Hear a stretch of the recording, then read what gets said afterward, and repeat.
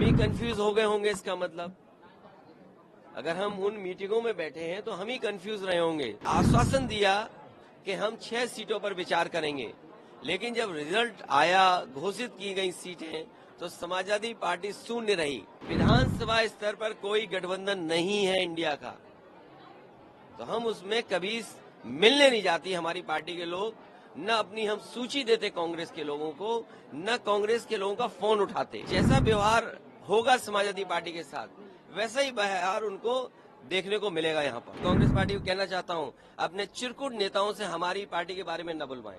कौन कांग्रेस या कोई दल क्या कह रहा है, इंडिया गठबंधन, हम ही कंफ्यूज हो गए होंगे, इसका मतलब अगर हम उन मीटिंगों में बैठे हैं तो हम ही कंफ्यूज रहे होंगे। इसीलिए जिस व्यक्ति के बारे में आप बात कर रहे हैं, मुझे नहीं पता कि कांग्रेस पार्टी का कौन व्यक्ति इस तरह की बात कर रहा है।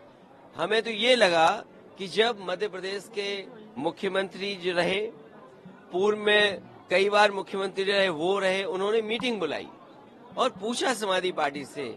हमने अपनी पूरी परफॉर्मेंस बताई, किस समय पर समाजवादी पार्टी के विधायक कहाँ जीते हैं, कभी 1 जीते, कभी 2 जीते, कभी 5 जीते, और किस जगह हम नंबर 2 पे रहे। पूरी चर्चा हुई और रात भर 1 बजे तक समाजवादी पार्टी के नेताओं को जगाया उन्होंने और बातचीत की, पूरे आंकड़े देखे और आश्वासन दिया कि हम 6 सीटों पर विचार करेंगे, लेकिन जब रिजल्ट आया, घोषित की गई सीटें, तो समाजवादी पार्टी शून्य रही। अगर ये मुझे पहले दिन पता होता कि विधानसभा स्तर पर कोई गठबंधन नहीं है इंडिया का, तो हम उसमें कभी मिलने नहीं जाती हमारी पार्टी के लोग, न अपनी हम सूची देते कांग्रेस के लोगों को, न कांग्रेस के लोगों का फोन उठाते। लेकिन अगर उन्होंने ये बात कही है कि गठबंधन नहीं है, तो हम स्वीकार करते हैं गठबंधन नहीं है।